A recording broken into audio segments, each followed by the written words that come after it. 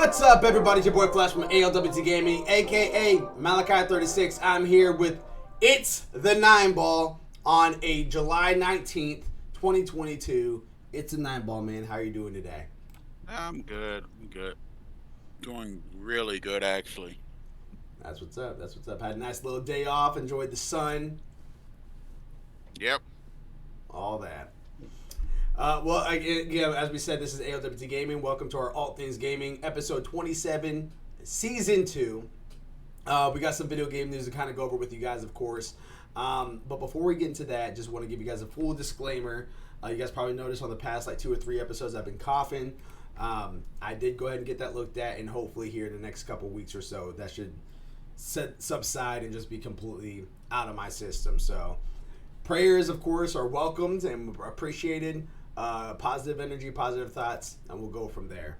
There is actually one thing I actually want to point out, which is one of our stories, but I'm actually want to mention it now. For anyone that was curious, trying to get on the PlayStation Network earlier today.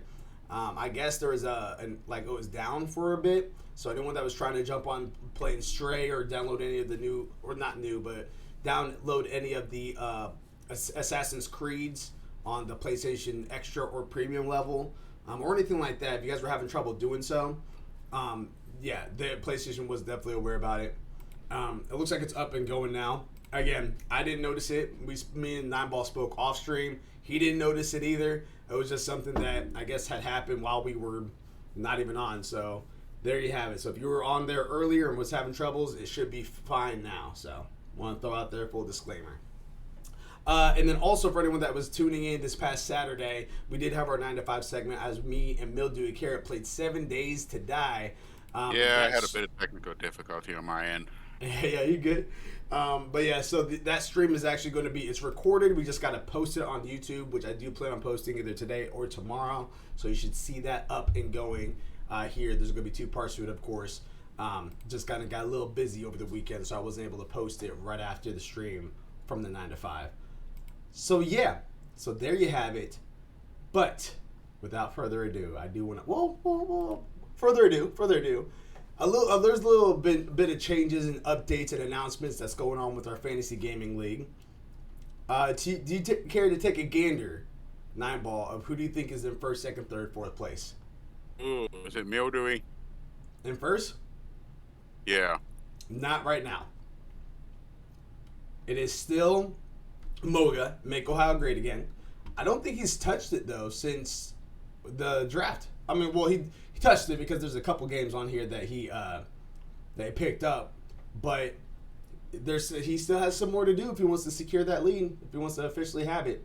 So kind of going through that list, again, for anyone that's watching right now or watching later on services, this particular segment that we have is just like a little something that we do for fun. We talk about pretty much every episode, and it is Fantasy Gaming League. It's very similar to fantasy football. Instead of you going against one person throughout the week, you're actually against everybody at the same time throughout the entire year. And at the end of the year, whoever has the most points is deemed victor. It is on a 100-point scale, with 70 points being the threshold on Metacritic and OpenCritic. Anything that's below 70 points would lose your points. So if it scored like a 60, then you would actually get negative 10 points because that's 10 points under 70. If you ended up scoring higher than 70, then you would gain those points. And then anything that's above 90 is actually double points for every point above 90. So if you're at an 89, you still get, 29 points, because that's 29 points above 70. I lied. That's 19 points above 70. But if you are scoring like a 92, then those extra 2 points would actually be doubled. So that would be 4 points added to your 19 points, making it 92 or whatever. Or that's 91. Yeah, we'll say 91. So that'll be 4 points added on over to that. So there you go. Really, really good stuff there. So, without further ado, this is first place, second place, third place, fourth place, and fifth place, and sixth place. Moga, Make Ohio Great Again, from Ohio, has Elden Ring, 31 points. Pokemon Legends Arceus, 14 points. Sifu, 10 points. Lego Star Wars The Skywalker Saga, 12 points. Marvel's Midnight Suns, pending. Teenage Mutant Ninja Turtles Shredder's Revenge, 17 points. He has 2 open spots. And he has a counter pick of Suicide Squad Killed the Justice League, which is not coming out this year. And counter picks, by the way, before I keep going, in case you guys are new to the game, counter picks are literally like something that he's choosing off of another person's list, which in this case, Suicide Squad Kill Justice League was on Renzokuken's list. If it came out and did great, he would actually lose those points since he counter picked it and it did great. As well as Renzokuken getting those points. If it came out and did poorly, then Renzokuken would lose those points. However, Moga would gain those points. And then there's a little perk in there with counter picks to where if you pick that game, if it does not come out, that stops the person from being able to drop that game and try to get another game so they can get points. So you're pretty much stifling them at 0. So, like I said, he has 84 right now in first place. In second place is Carrot Patch Inc. He has Gran Turismo 7, got him 17 points. Tunic, 15 points. Splatoon 3, pending. Stray got 14 points. That came out today. We're going to talk about it a little bit too. Salt and Sacrifice got 6 points. Advanced Wars 1+2 Reboot Camp, pending. Hogwarts Legacy, pending. He has an open spot still and has a counter pick of Chocobo GP, which got him 5 points, which was also on Renzokuken's list. In third place is ALWT Gaming, aka me.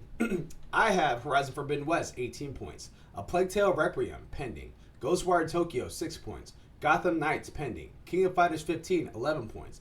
Mario Strikers Battle League, 3 points. Callisto Protocol, pending. Call of Duty Modern Warfare 2, pending. I have a counter pick of Bayonetta 3, which now I'm starting to sweat. Yeah, it's coming out. Yeah, now I'm starting to sweat. Yeah, just a tad. They did put a date on that for October. Yeah, I did see that, and we'll see what happens. It's a platinum game flagship. Yeah, we'll see what happens. We have let's see here. We have in fourth place is Renzokuken, who has God of War Ragnarok pending. That's coming out too. Yeah. Triangle. Oh, yeah. Who counterpicked that? Did anyone counterpick that? No. That was last year. Somebody counterpicked that, I think. Okay. All right.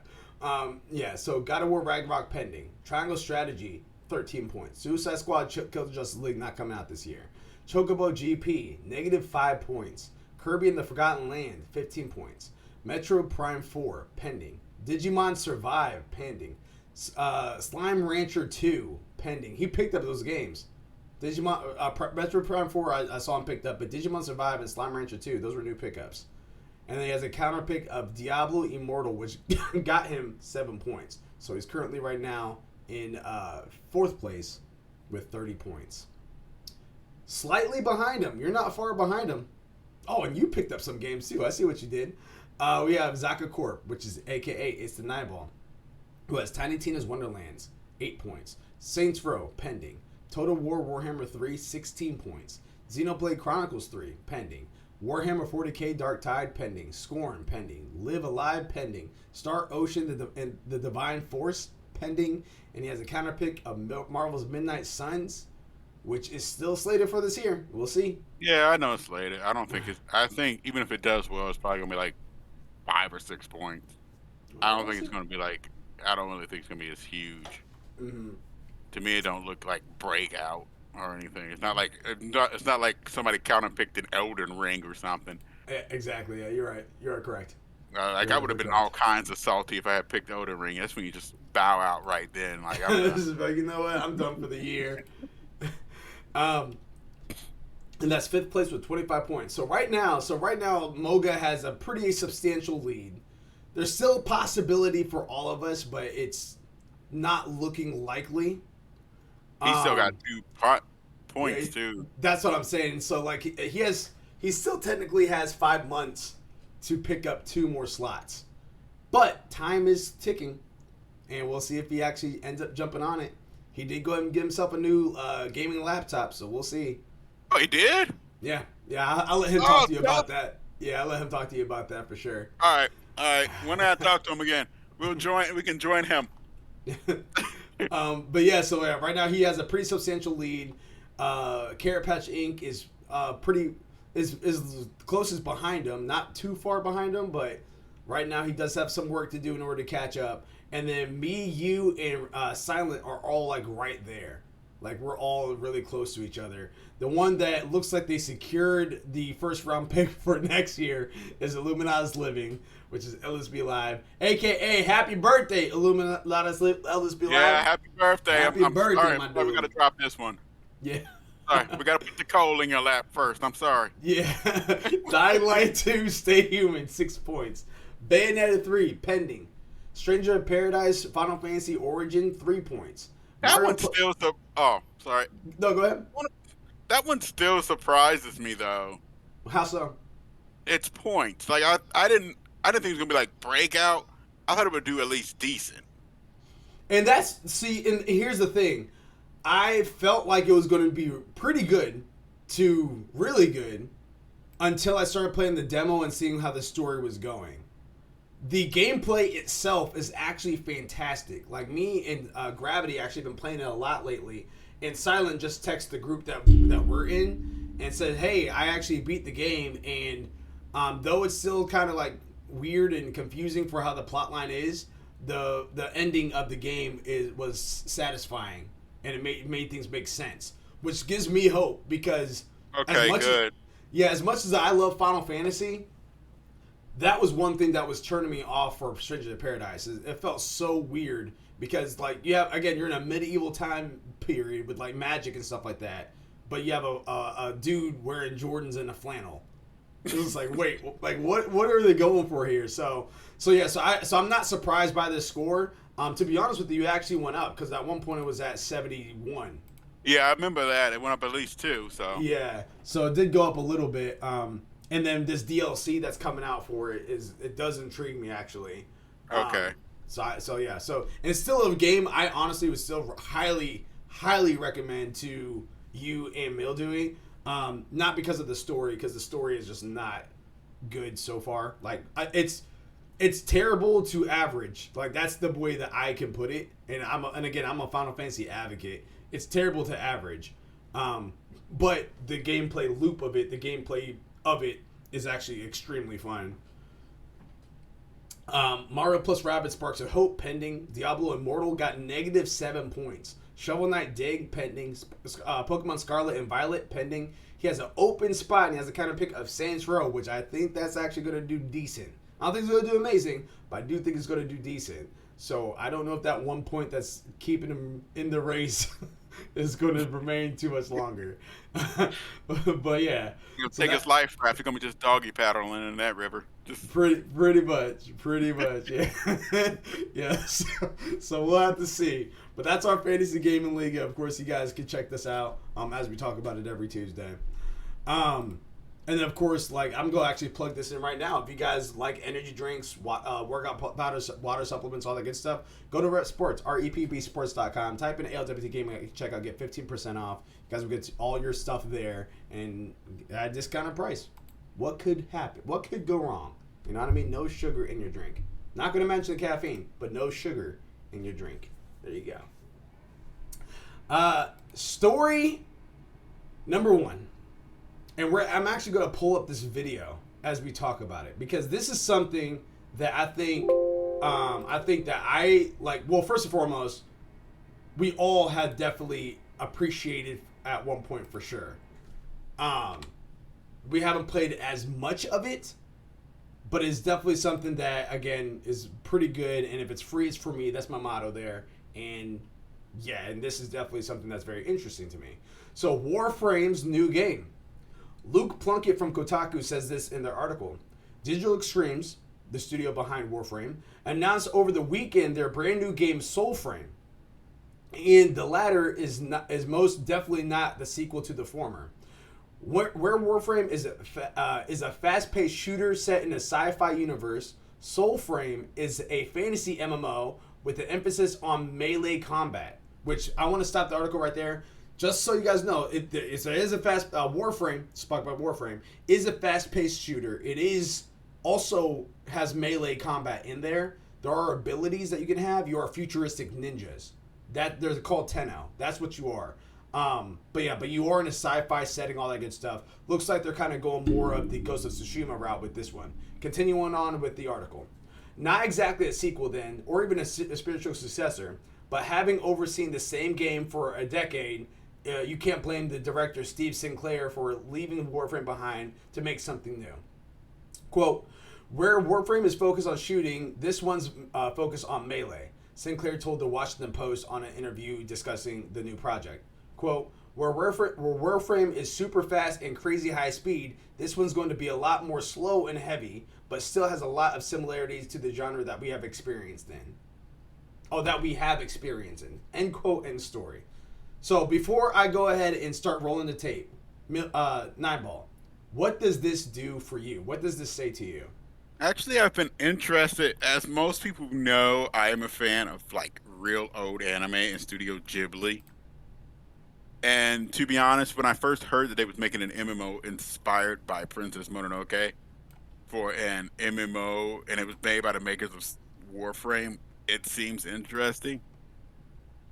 I really want to. I haven't checked out this video yet. I seen that you posted it, but I didn't want to look at it yet. Right. So I'm gonna probably hold until I check this out.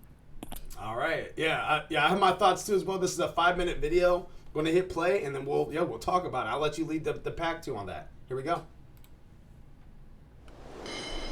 You can hear it, right? Yeah.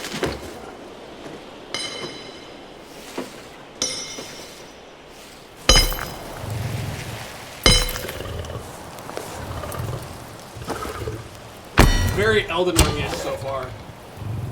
This is kind of like Mononoke in some It ways. began as song, pitched sweet and solemn. I'm gonna turn it down They just a that little bit heard just so DCMA.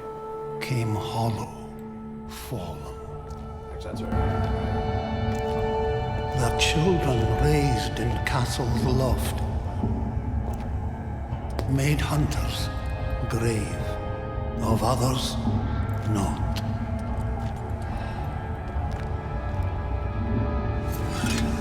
Remember this.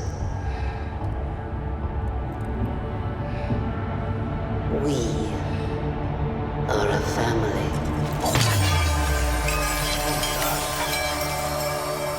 Very interesting. Yet beyond the pale of Odin's sky live verdant fields of rain and wild, where omen beasts of Alka's lost remember still and tell the ghost.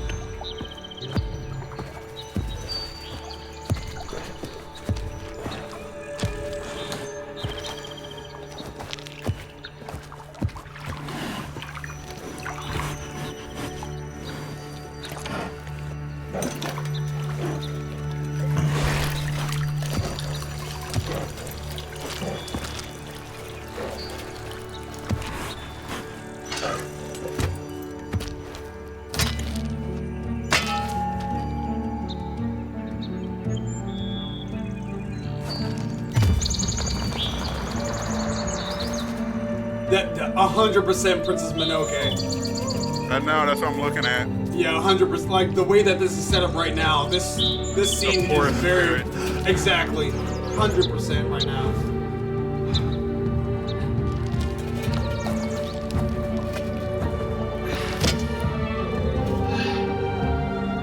So listen well, Also, it's like themes of Warframe, how some of the gear looks. envoys Yeah. of shame,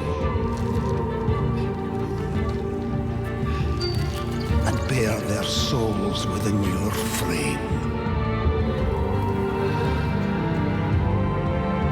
Find your spirit, your grace renewed, and return to earth, her power true.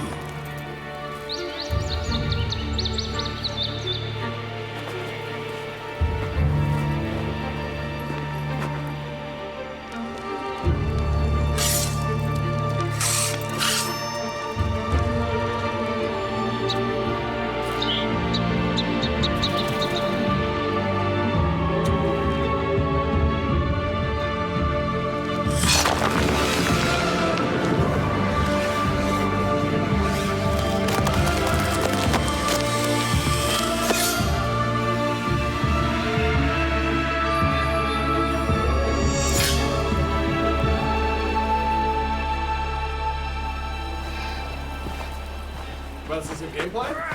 Yeah.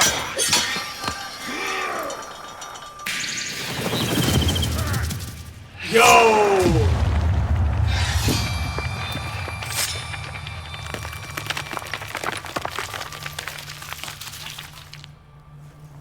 Oh.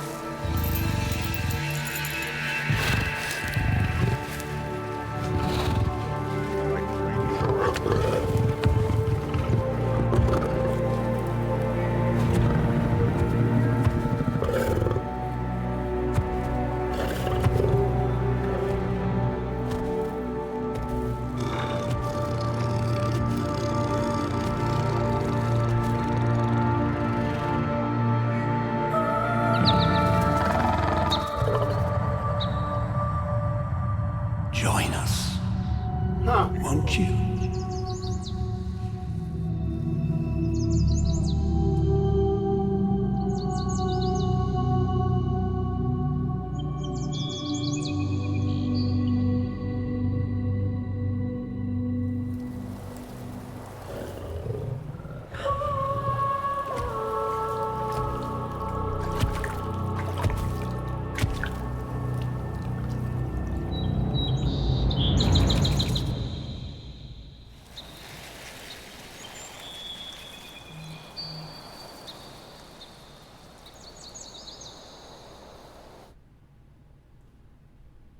There you have it. So, what do you think? Looks good. It looks interesting. Glad they show a part of the gameplay too. See how it plays. Possibly. I thought we were going to see more than that, to be honest with you. But yeah, but go ahead. It looks very interesting for a gameplay video. Yeah. The you could tell, like I said when I read it, they said that they did inspired by Princess Mononoke, and you can clearly see it in there. 100%, yeah. It has a Warframe look to it as well. Mm-hmm. They're gonna focus, like I said, focus more on melee, which I believe Warframe had both. It did. Yeah, yeah, because some of the Warframes were more focused on melee. Like I think Valkyrie was a good one. While some was more focused on ranged combat. The I'm I'm extremely interested to see how this goes. I wonder how the gameplay loop's gonna go. Seeing as what you don't have like if it's in the generation it is, you won't have like spaceships, so you won't be probably going from planet to planet, but maybe region to region, Yeah. which may play like that. I want to know probably more about the enemies, because probably gonna be different enemies, different enemy factions, probably in there. Character, and let me get this for Mildewy, and for me, character customization. How is that gonna work? Mm-hmm. It said choose your class. I want to know. I probably want to know too. What kind of classes do they got? I actually want to go to the site and look. It said they're envoy, but it didn't really tell you what your envoy was or anything. Yeah. And also on top of that, like, I wouldn't be surprised if they keep those classes under wraps, even from the site, because tends to be, whenever it comes to RPGs, that tends to be a reveal that they do, that they'll be like, hey, here's a trailer for the assassin class on Soulframe or whatever, just like, so that way they have engagement and marketing Sure. and stuff like that for the game still. Well, they have like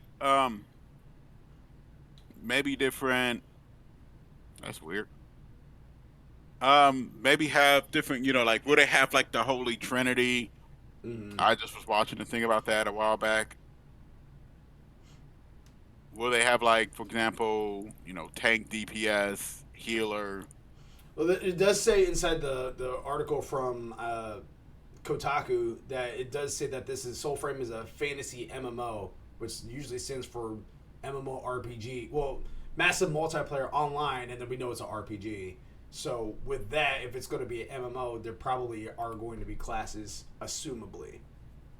Yeah, but some things, like I was just watching this whole thing about MMOs, like the top 10 MMOs right now, and some of them play, hardcore into it, like for example, Final Fantasy 14 or WoW, where they, this is a healer, this is that, and then you have like healer, tank, DPS. Whereas games like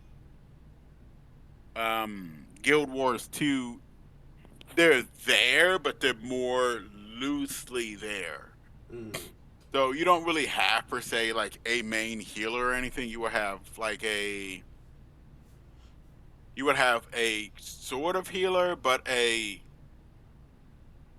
it's kind of a big healer, but it's not really just a healer. And this one can take a lot of damage, so they would be kind of like the tank, but they're not super. Or another good example of that one would be kind of the Elder Scrolls Online, Yeah. where you can customize it. I mean, yeah, this character's going to probably be a tank, but what type of tank? Yeah. Yeah, it'll be very interesting to see what they're going to do with this game. I do obviously want to see more gameplay of it. I am kind of curious to see if it's going to be something that you have to pay for, if it's free to play like it is for Warframe, and have the microtransactions in there, or the option to be able to be able to go ahead and like craft your stuff just like they do in Warframe. Because honestly, out of like when I think about it, aside from Fortnite, Warframe it probably is the next best free to play game I can think of that does stuff like that. Like they have that game on lock. So again, and again, it's their way that they do microtransactions is so user friendly to where you literally can play the entire game for free. Nothing, at least from whenever I played it, nothing was behind a paywall. Nothing. It's just now, do you want to have access to it quicker? Then it's going to be $15-$25.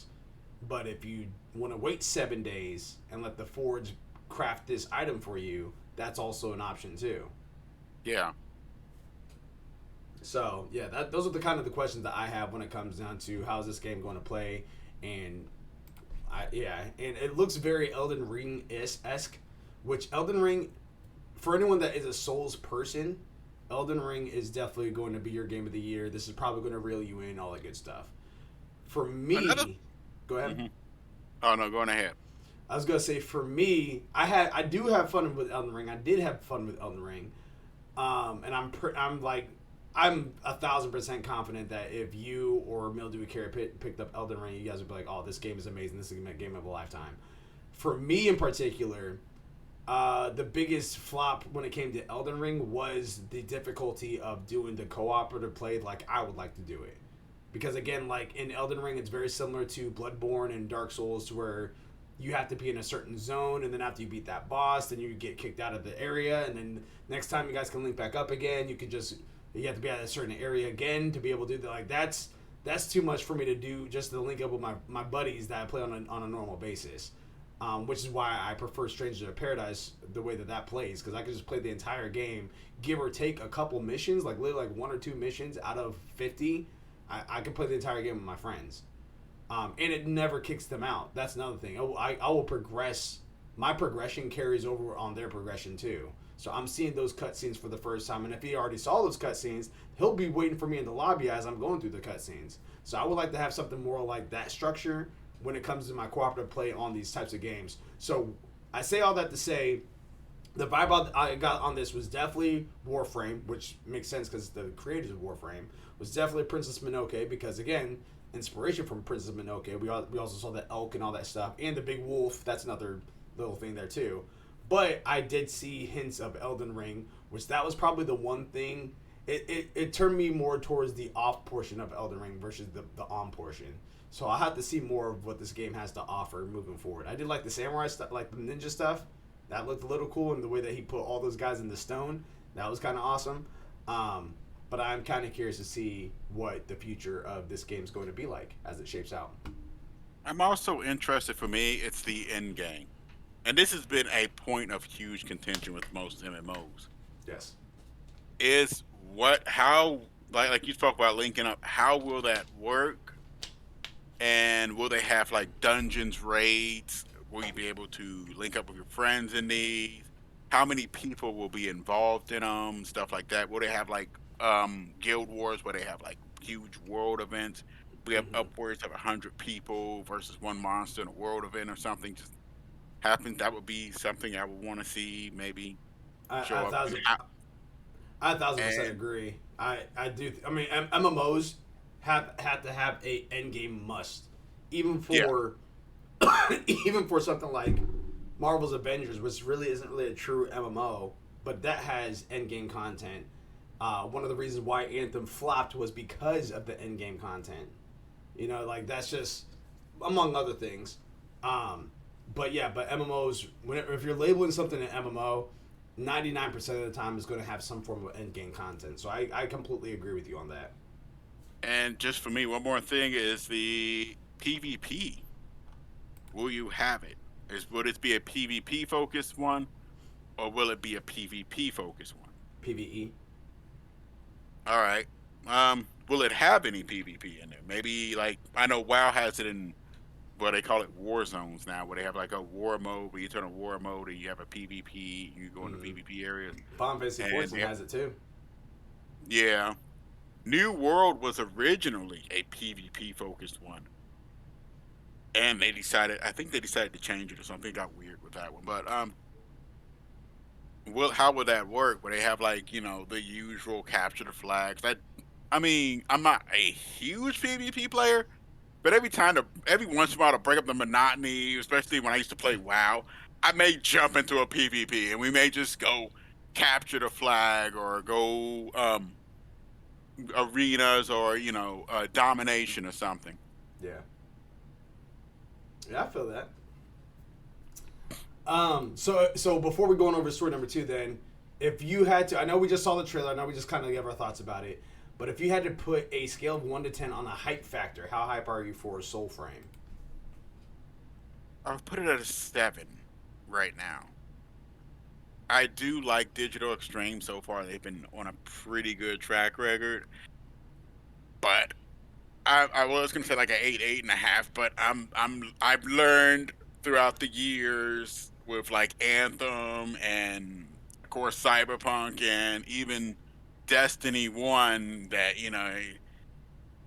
keep this stuff tempered for a bit here. We're gonna see what more shows up. Yeah. I'm at a 6.5, 6.5. I am interested in it, and it's mainly primarily because it is the same creators of Warframe. Honestly, if it wasn't them, I probably would have just written this off because it definitely gives me a lot of Elden Ring vibes. Nothing bad with the Elden Ring.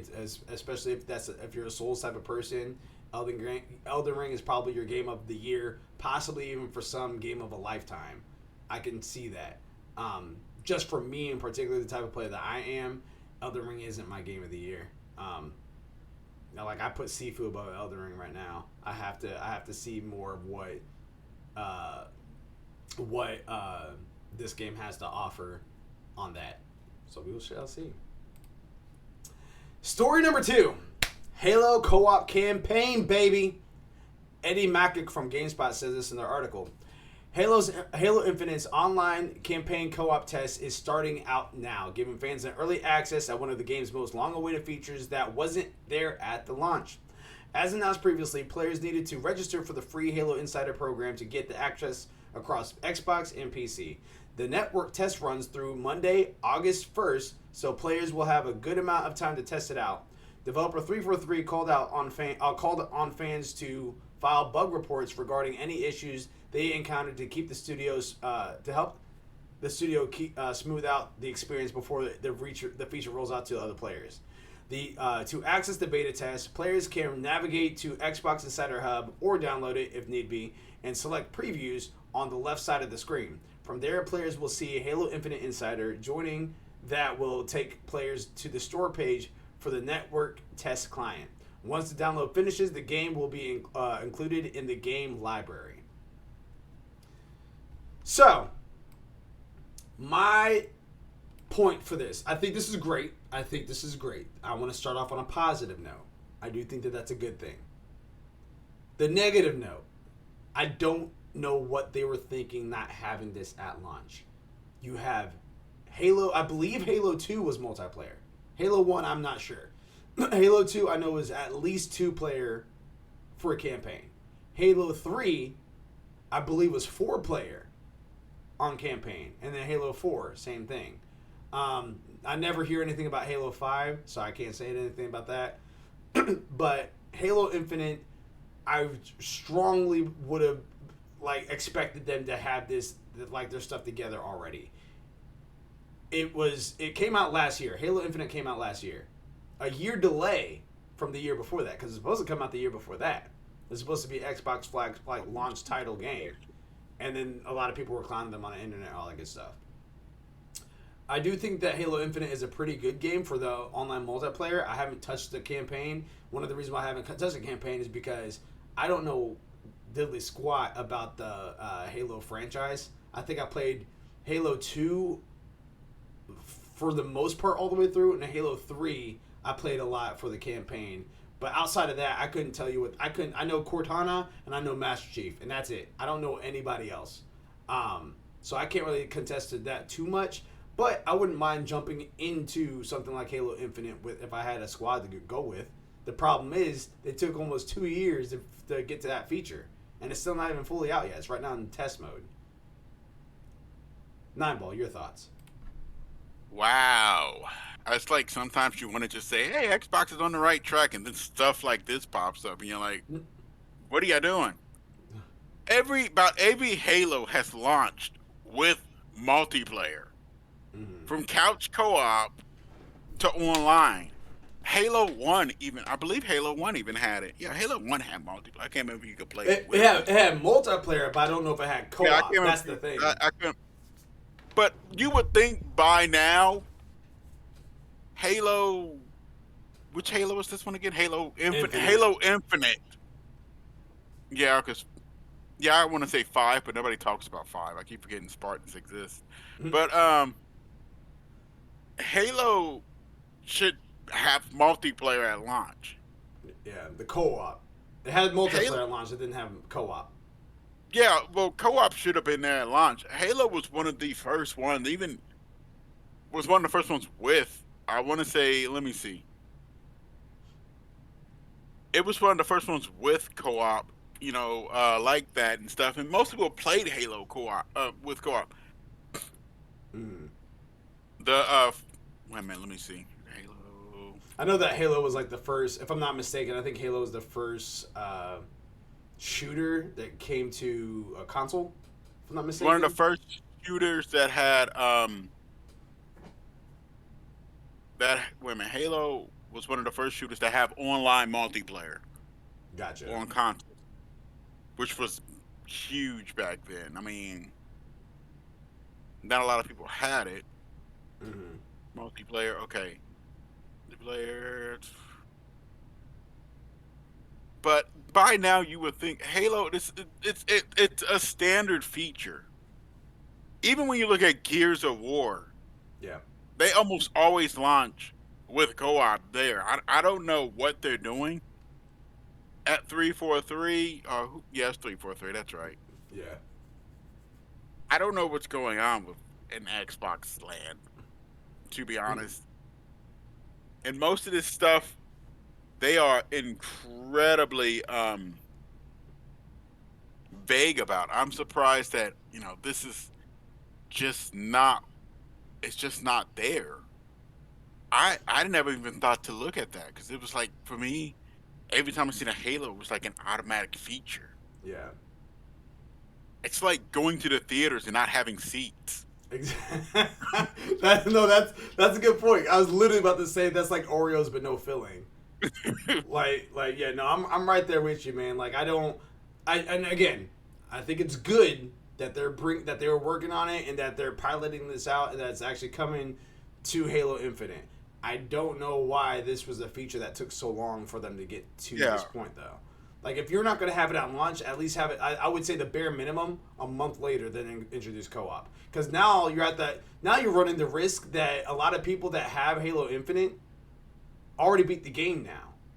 Yeah. So, Now, you of course you have those people that replay the games because they just like to replay their favorite games, all that good stuff, and that's cool. But the magic of them being able just to on a run through with their friends, period, is gone because they didn't want to wait for their friends for a full year and a half. You know, and rightfully so. Who should be, if you have the game already and you have access to the campaign, like why would you make your viewers and gamers and stuff like that wait a year to or more to actually play the campaign that you've already made so they can play with their friends cooperatively? I think that was a ball drop on their end for sure. Story number 3. Yes, and this is more of like a little update. PSN crash. This is what we had mentioned a little bit at the very beginning of the story today, the stream today, and now we're gonna have a little context with it. This is the first time I'm reading this too as well, so we might be able to see what's going on here. Dalton Cooper from Game Rant says this in the article.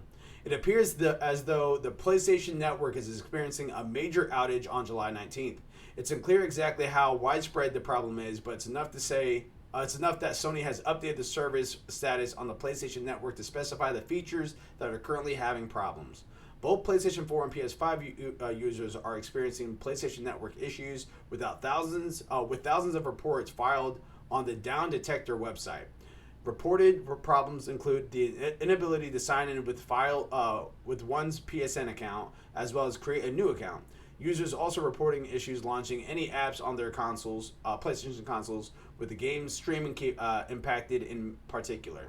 Game streaming is one of the major features on the new PlayStation Plus subscription tiers, with users able to stream a variety of PS3 games through the service. So this may be especially frustrating for the fans who have signed up for the priciest tier. Again, I will reiterate. Me and Nineball both have the priciest tier. We have premium. We have the top dog one. You know what I mean? Put a crown on our heads. You know what I mean? He was off work today. I had a short day at work today. Doctor's appointment, all that good stuff. When I got home, I turned on my PlayStation. Stray was downloaded. I signed in perfectly fine. I watched some I watched Overlord season episode 3, season 4, because that came out today. I highly recommend, by the way. I watched some Tony Kawa. I watched that like 30 times already. I watched it for like the 31st time. And then I got ready for the stream. It wasn't until I started pulling stories for the stream is when I realized that there was ever an issue this morning. So that goes on saying that I'm pretty sure that was kind of short-lived. I don't know how long it was going on for. I don't know if Nineball knows how long it was going on for, but I know that ultimately we didn't get impacted. We were perfectly fine, and we'll probably be jumping on some video games right after this stream too as well. So for anyone that was having problems logging in or trying to download the PlayStation Plus games, which we're going to talk about right now in story number 4, yeah, it looks like it is up to date now, and that was updated. That article I just read, it does say that's been updated on their side too as well. So just want to throw that out there as a full disclaimer. Do you have any commentary on this before we go to story number 4, or is it because it's just a little outage? Yeah, it just happens every once in a while. It's not the worst thing in the world. Mm-hmm. Hopefully it's just, the only thing I'm gonna say is hopefully it's just an outage. It could be anything from an overload or a power outage with the way the heat and stuff been lately all over the world. Yeah, there's been reports of rolling blackout, stuff like that, so it could have been caused by that too. So it could have been, but I think it has to do with story number 4, which we're going to talk about right now. PlayStation Plus Extra and Premium games. They all launched today. Jason Gusso from Game Informer says this in the article. Earlier this year, we reported on the relaunch of PlayStation Plus, a fusion of the regional PlayStation Plus and PlayStation Now benefits. 3 tiers from the cheapest to the most expensive, Essential, Extra, and Premium. Each offer downloadable games with the latter 2 options providing game catalogs in the hundreds. According to the official PlayStation blog, quote, the inaugural game catalog lineup for all new PlayStation Plus, end quote, drops for Extra and Premium members this month. This is the first installment that we have of this. Some of the titles include Stray and Final Fantasy VII Remake Intergrade. I'm going to stop right there. I'm going to continue on with the story, but I'm going to stop right there. Those 2 titles alone, I am not surprised. I'm not surprised if that would cause any networks to crash. Stray and Final Fantasy VII Remake Integrated, which is the PS5 version. That is the PS5 version of Final Fantasy VII Remake, including the Yuffie DLC. I want to throw that out there. It is including the Yuffie DLC, which I know is a huge thing where people were all like, "Oh, well, Square Enix needs to go ahead and make integrate for PS4. Move forward. Stop being stuck in the past. Move forward." Anyway, I digress.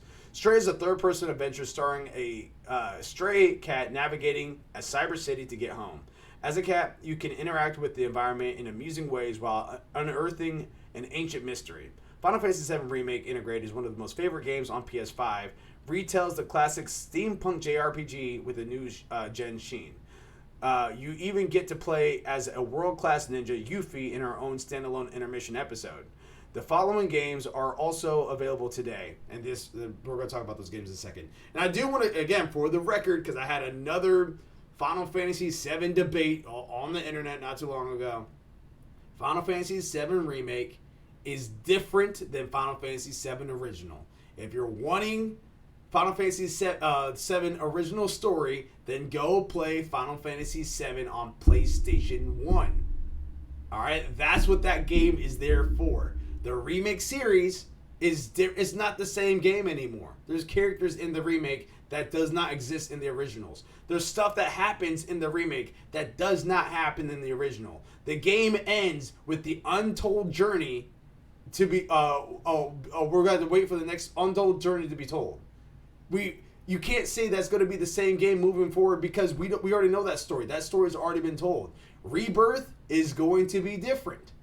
That's all I got to say about that.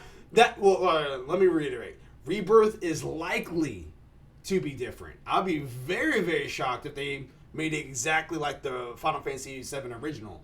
Extremely shocked. All right, but the remake, Rebirth, and whatever the last game is going to be called, likely is just going to give us a brand new look on the games that's coming out and on how the vision that they want it to be. There might be some stuff that they couldn't emphasize back in the day because of the technological blockage that they had.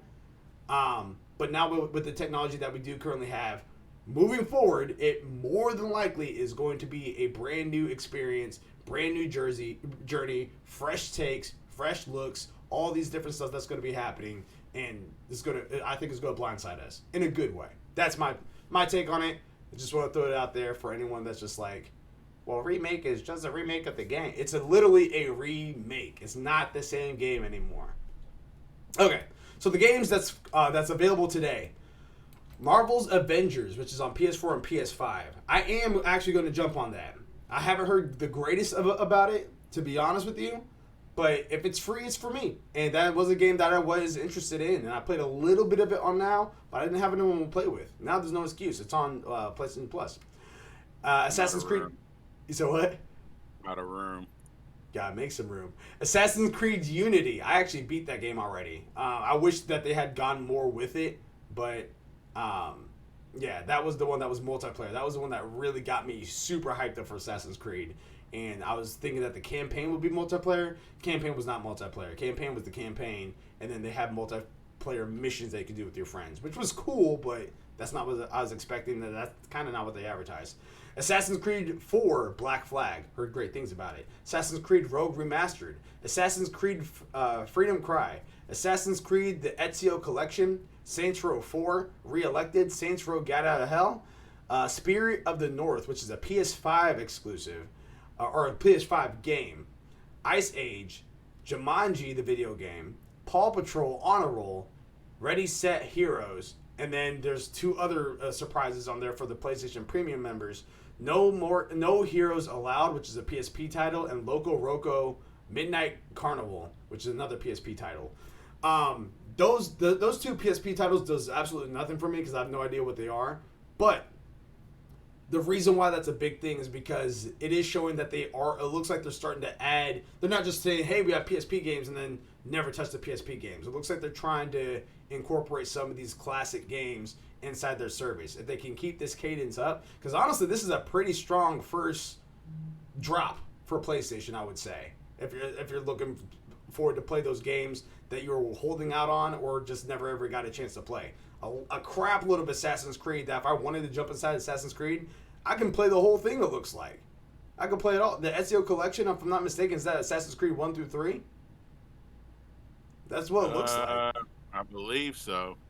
Yeah, I see. I haven't I played a little bit of the first Assassin's Creed, played a little bit of Brotherhood, which I think is Assassin's Creed 3, I believe. That was the first time they brought in like the PvP and all that stuff.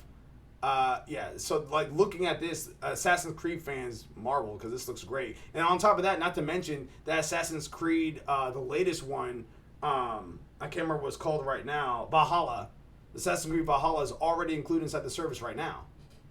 So if you really wanted to jump inside the Assassin's Creed train, this is the time to do it. But my eye more or less is on Stray and Final Fantasy VII Integrated, which I've already beat. So that does nothing for me except hype me up for other people to enjoy it. And then Marvel's Avengers, I can actually give it a good go now. Go through that. Do you have any commentary about the extra and premium games that came out? And is there anything that you hope to see for August? Some of these look interesting. I've never really played a lot of Assassin's Creed. I played them on and off, but never really beat any of them. Now you have a chance to. Of course, Final Fantasy VII. I got to get through that one. I did want to also play a Marvel's Avengers. All right, I have it on PC. We'll link up. Yeah, we'll link up. But I don't have it on consoles.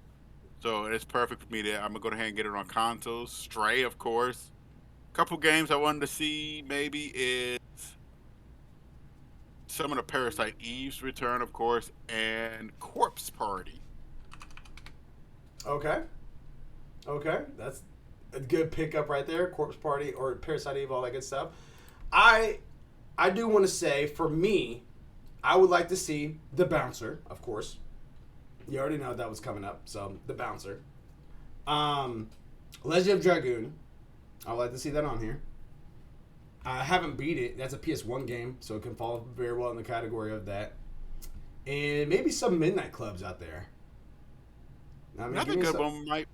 Go ahead. Oh, sorry, go ahead. No, that was pretty much it for me. Another good one for me is also Star Oceans. Is that a place? Isn't that Xbox or is that both?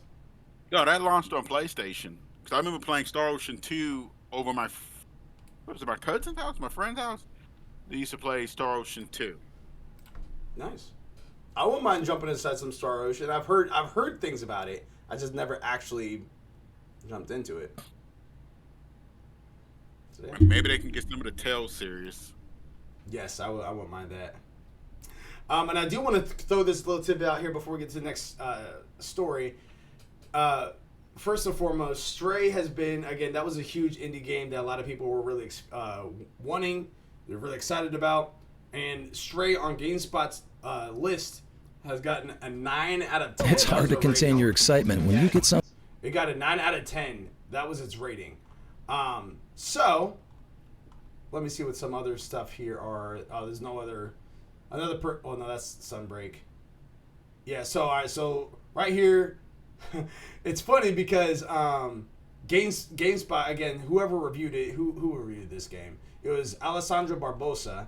They did go ahead and say the good, wide variety of satisfying puzzles that adhere expertly to the abilities offered by the game's feline protagonist. Platforming was a great sense of flow and momentum, and accentuated by great animation work, gorgeous, richly detailed hubs that have a lot of fun, that have a lot of finds in them, and delicate tale of friendship with some charming writing. They didn't list any bad things about this game, which is good. That's definitely a good thing. I did have a couple other stuff that was on the.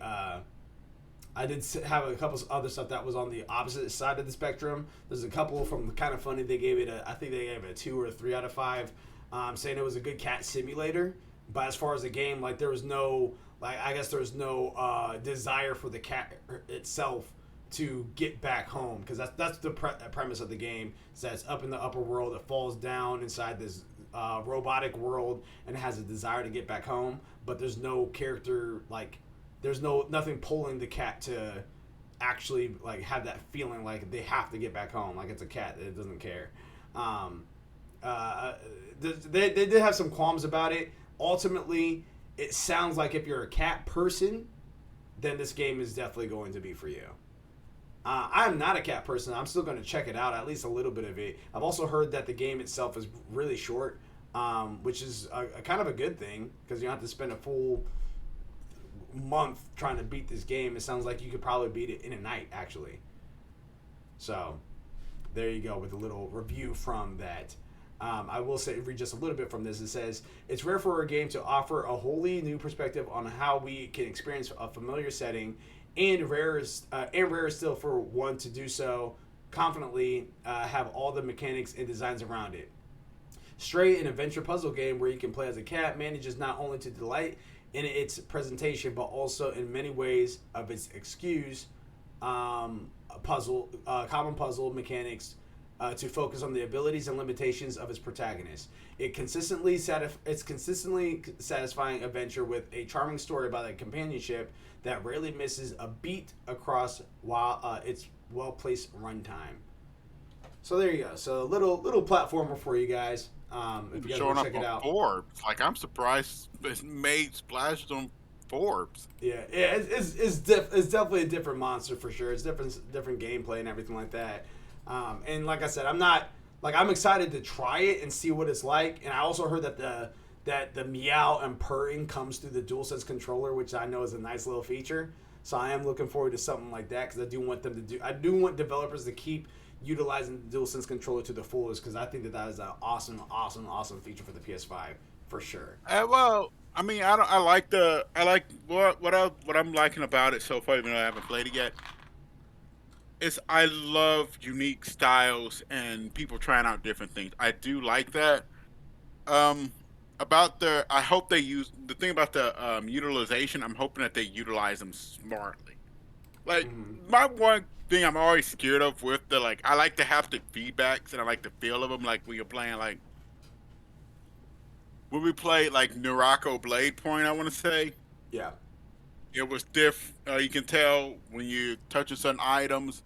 You're talking about Hunter's Arena. Hunter's Arena, yeah. I can't remember the one about you're stuck in the loop. I can't remember that. Deathloop. Returnal. Oh, you're talking about that. All right, I was about to say stuck in the loop. I said Deathloop, but Returnal also does it too. Yeah, Returnal. They use it, and so far they've been using it smartly. When I first heard about it, I was kind of scared because I was kind of thinking of, in a way, you remember the 3D gimmick? Mm-hmm. When 3D came out and everybody was just throwing things at the screen, like a bunch of autistic children. They was just flinging stuff. Oh, it's 3D. It's coming right at you. And it just didn't really do nothing. Mm-hmm. I am glad that they're using that and utilizing that from our reading here in smart ways. Yeah. And I think that they're going to continue to do that because, again, Astro's Playroom, which was a tech demo game, actually got a high rating on Metacritic, which is insane. And I know that they really, really showed off the DualSense features on that. A lot of people are comparing it to Okami, too. Mm-hmm. And also, for Horizon Forbidden West, I know that that one you have utilization of the DualSense controller, too. And I think all the games that I've played, for the most part, that's been incorporating the DualSense controller, they've been doing it in a tasteful way. So I've definitely been appreciating that, and that's one of the reasons why I want them to continue, because I think that they've been nailing it. I wanted to push forward. Mildew Carrot inside the chat says, meow. So there you go, man. Yeah, I'm really proud. Like I said, I like indie games. I love how they are not scared. Will take those chances, and I do like things that will try something unique. Even if it fails, I have more respect for a company that tries something unique than a company that just keeps doing the same thing over and over again. Well, yeah, I mean, because that's when you run into my problem with EA and their football games. So I don't know. Straight up monotony. Yeah. Story number 5, Skate for Free. So on here, Marcus Stewart from Game Informer says this in their article. A new developer diary has revealed that the Skate title, which has been officially dubbed simply Skate, period included, will be a free-to-play game. A lengthy update video divulged a number of details, including an idea of how monetization will look and why the developers, Full Circle, chose to go the free-to-play route. Full Circle creative producer director Cuz Perry explains the decision to go free-to-play stems from the team's desire for players across all platforms and budgets to easily access its upcoming skateboarding simulator. It also wants to keep the community together, citing how DLC in the previous Skate titles splintered the player base. To that end, Skate will support cross-play and cross-progression across consoles, PC, and mobile. As a free-to-play game, Skate will have microtransactions, but the team wants to remain friendly to players. The designers emphasize that Skate is not pay to win. It will not have paid loot boxes. Furthermore, map areas will not be locked behind paywalls. Cosmetics will have the focused monetization, though you can still unlock these items traditionally. The team says it's examining games like Apex Legends as points of reference for its monetization model. Full Circle describes Skate as neither a sequel nor a reboot, but rather something closer to a live service title that the team plans to support with new content and improvements for the years to come. Quote, there won't be a Skate 5 through Skate 10, says Perry. We won't be pumping them out all the time. End quote, end story. So awesome stuff there. I mean, like, for anyone that's in the skate community and all that good stuff, like, I dabbled back into it a little bit with the Tony Hawk, and I still think that that's a great game. I wouldn't mind jumping inside Skate. I don't think I've actually ever played any of the Skate games. I wouldn't mind jumping inside Skate. I just never found the value in me spending money on it. Them making it free to play and making it more of like the microtransactions to where you do. I think that microtransactions are perfectly fine if you're doing them right. Things like League of Legends, things like Smite, things like Apex Legends, things like League of Legends are all perfectly fine. Because those are more cosmetic aesthetics. They're not improving your they're not improving your gameplay, as opposed as like NBA 2K or as opposed to freaking what's it called Star Wars Battlefield 2 or whatever. Like I don't ever know why developers ever thought it was okay to make a game free to play, but then if you pay, you're going to have an advantage over the others. Like, I mean, I get it because you're getting their money, but at the same time, do you know how much of a piss poor attitude that is going to be towards your consumers? Like, you're only making this. I don't know. I think that's a really, really, really shady and greedy business to do that. Because it's kind of in a way, it's like almost saying that it's okay to cheat.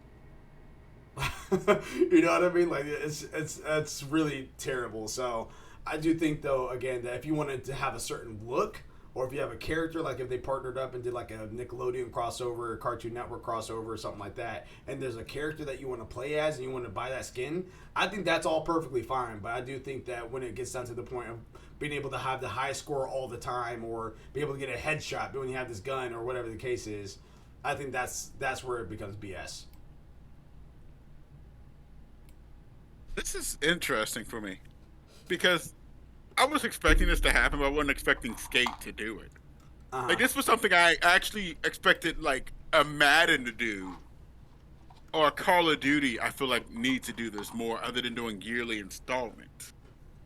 If Madden should have done it. They're too greedy. They're not going to do it. Yeah, Madden, like Madden, the NBA franchise, they really need to just go over to a subscription. Then just every year launching a new game. Where I don't really play a lot of sports games, but most friends I knew don't even play them no more. The one guy was like, it's not even worth getting a new one. And he got them every year. He said the last 2 to 3, they feel exactly the same. The only thing they need to do is just update the roster, and that's what I was about to say. That, at this point, you're just paying for the roster. I was perfectly fine with how FIFA was doing it before, because I was getting this, like, they did go ahead and introduce new mechanics for FIFA, but there was a thing in there called Journey Mode, and that Journey Mode was a story, a good story, not this BS story that they tried to do with one of the football games, but it was a good story that had choices and stuff like that, and it carried on over from a course of 3 FIFAs. It was like FIFA 16, 17, or 16, 17, 18, I believe, or 17, 18, 19. It was something like that. But it carried over the course of like 3 FIFAs, and it was good. Like, I was really, really excited for that. So I played Journey Mode that way, but then I also went ahead and played online too with my friends. It was worth me dropping the $60 for it right now.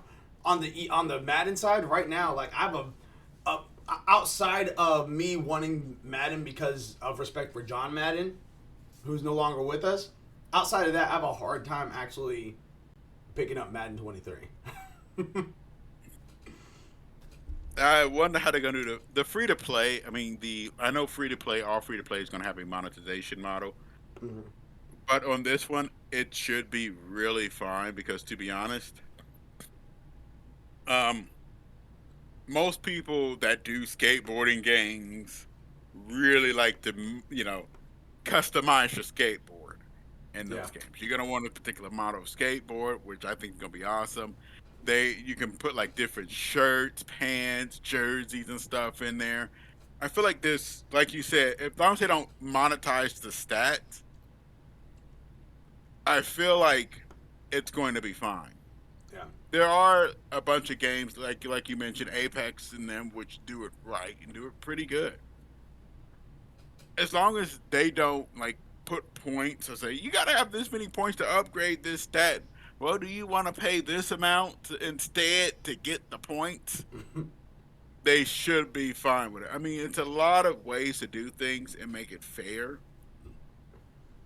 And like I said, with the skateboarding, like I said, the skateboarding community, whenever I play the Tony Hawk, I would, take my time picking the right board part for it. The top of the board, the bottom of the board, certain shoes, my character, you get like pants, shorts, you get shirt. I feel like all that will make them enough money. Yeah. I agree. I 1,000% agree with that.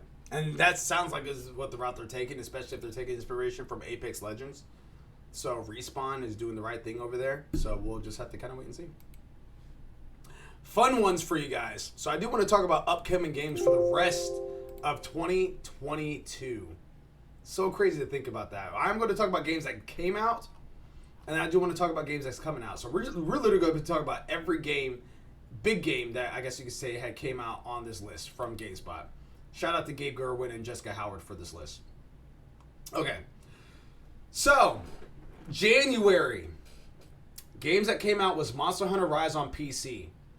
The Anacrusis Xbox Series. Well, if it's just on if it's something that had already existed, but it's like coming to PC or something like that, I'll mention. Well, I'll just say that. So the Anacrusis Xbox Series, Xbox One, PC.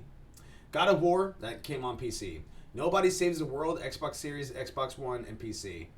Rainbow Six Extractions, all the consoles. Windjammers, all the consoles. And Stadia. Paparazzi, PC. Not for Broadcast, PC. Pokemon Legends Arceus, Switch. Uncharted Legacies, the Thieves of Collection, PlayStation 5 and PC. In February, we had Life is Strange Remastered Collection, all the consoles. The Waylanders, PC. Dying Light 2, Stay Human, on everything. Sifu, PlayStation 5 and PS5, PS4, PC. Ollie World, everything. That came on everything. Crossfire X, Xbox Series, and Xbox One. No by Heart, PC. Oddworld Strangers Wrath HD, Xbox Series, Xbox One. That's on everything. Lost Ark. That was a fun game too. Lost Ark, PC. Dynasty Warriors Empires. That was on PS5, PS4. That's on everything. King of Fighters 15, on everything. Total War Warhammer 3, PC. Horizon Forbidden West, PlayStation. Destiny 2, The Witch King, on everything. And Stadia. Far, Changing Tides, on everything. Monarch, PlayStation 5, PS4, Switch, and PC. Soul Cresta, PS4, Switch, and PC. Martha is Dead, PS4, PS5, are on everything. Elden Ring, everything. Grid Legends, everything. That was February. March, we had LX2, everything. Shadow Warrior 3, PS4, Xbox One, and PC. Babylon's Fall. That's on PS4, PS5, PS4, and PC. That didn't come on Xbox? I mean, it flopped, so I'm not like, yeah, there's that, but I honestly thought that was coming to everything. Gran Turismo 7, PS5 and PS4. Triangle Strategy, Switch. Spellforce 3, Reforced. Everything. Chocobo GP, Switch. Assassin's Creed Valhalla, Dawn of Ragnarok DLC, everything. Distant Worlds, PC. WWE 2K22, everything. And actually, that's a game that I think is on the trial for the premium members, so I do want to check that out because I heard nothing but great things about that wrestling game, actually. Okay. Grand Theft Auto 5 on PS5 and on the next gen. That's what that is. Tunic, Xbox Series and Xbox One and PC. Shredders, Xbox Series and PC. Persona 4 Arena Ultimax, PS4 and PC. Anno Mutationem, PS5, PS4, PC. Stranger of Paradise, Final Fantasy Origin on everything. Rune Factory 5, Switch. Norco, PC. Ghostwire Tokyo, PS5 and PC. Kirby and the Forgotten Land, Switch. Tiny Tina's Wonderlands on everything. Agent Intercept on everything. Lost Ark, PC. Moss Book 2, PlayStation VR. Weird West, PS5, that's on everything. Looking at April, we have Lego Star Wars, The Skywalker Saga, everything. MLB The Show 2022, everything. The House of the Dead remake is on Switch. Babylon's Fall Ultimate Edition, Xbox One. Yeah, so it did come out to Xbox One. Okay, so I guess they just launched. Huh? Which game was that again? Babylon's Fall. Yeah, I thought it came out to everything, but it looks like it just came out to PlayStation a month before, and then came out to everything else in April. 13 Sentinels, Aegis Rim, Switch. eFootball 2022, everything. King Arthur, Knight's Tales, Xbox Series, PS5, and PC. Dune, Spice Wars, PC. Vampire the Masquerade, Blood Hunt, PS5 and PC. Cities VR, Oculus Quest 2. Nintendo Switch Sports on Switch. May, we have Trek to Yomi, PS5, well, that's on everything. Euden Chronicle Rising, everything. Salt and Sacrifice, PS5, PS4, PC. Evil Dead the Game, PS5, Xbox Series, PS4, and that's on everything. Apex Legends Mobile, iOS and Android. Vampire the Masquerade, Swan Song, everything. Crossfire Legion, PC. Roller Champions, everything. Pac-Man Museum Plus, PS4, Xbox One, and Switch and PC. Microsoft Flight Simulator Top Gun Maverick DLC. I'm so annoyed by Microsoft Simulator. June, we have Silt, everything. Diablo Immortal, iOS and Android. Frogger and the Rumbling Ruins. Apple Arcade. The Cycle Frontier, PC. Mario Strikers Battle League, Switch. Neon White, Switch and PC. Card Shark, Switch and PC. Red Out 2, everything. Starship Troopers Terrain Command, everything. Oh, no, that's on PC. TMNT Shredder's Revenge, everything, actually. Fall Guys Ultimate Knockout, Xbox Series X, One, and Switch. Sonic Origins. That's weird. I thought that was already out on Xbox. What is? Oh, guys. No, that's what. Yeah, I think that's when it came to Game Pass, maybe. Ah. I think that's what I'm always assuming. thought that was just always on there. Yeah, I mean, it was it first ever launched on PlayStation Plus, then it came to PC later on, and then it came to Xbox, which I thought it came. I agree with you. I thought it came out to Xbox before this. I knew it came out after PlayStation and PC. I thought it came out before this, but I'm assuming this just means it came out to PC, the Game Pass. Sonic Origins on everything. Naraka Blade Point, Xbox Series X and S, which is already on PC, but now it's on Xbox Series S, the series. Little Noah, Scion of Paradise, PS4, Switch, and PC. DNF Duel, PS4, PS5, and PC. MX vs. ATV Legends on everything. Cuphead The Delicious Last Course, PlayStation 4, Xbox One, Switch, Mac, and PC. AI, The Somnium Files, Nirvana Initiative on everything. This month, this is what we have this month, and I'm actually going to slow this one down because we do have some stuff that came out, and then I have some stuff that's coming out. F122 PS that's on everything. That came out July 1st. Clona Fantasy Riviere series that came out on everything on July 8th. Arcadegeddon, Xbox One, Xbox Series X/S, PlayStation 4 that came on July 8th. Madison that came on everything July 8th as well. Time on Frog Island that came on everything July 12th. Loopmancer that came out on PC July 13th. Power Wash Simulator, Xbox Series 1, PC that came out July 14th. I believe they're sitting at an overwhelming positive, by the way. Yeah, for Power Wash Simulator. Yeah. Yeah, very interesting. Eyes in the Dark, PC on the 14th of this month. Spidersaurus, that came out on everything July 14th as well. The Twilight Zone VR that came out on Quest on July 14th. And Endling, Extinction is Forever that came out on Twilight Zone. Yeah, I guess the Twilight Zone VR that came out on Quest. So Oculus Quest. Endling, Extinction is Forever that came on PS4, Xbox One, Switch, and PC on July 19th. Into the Breach, iOS and Android, that came out today as well. As Dusk Falls, that came out on Xbox Series and Xbox One and PC. That came out today. Stray came out today on PlayStation 5, PS4, and PC.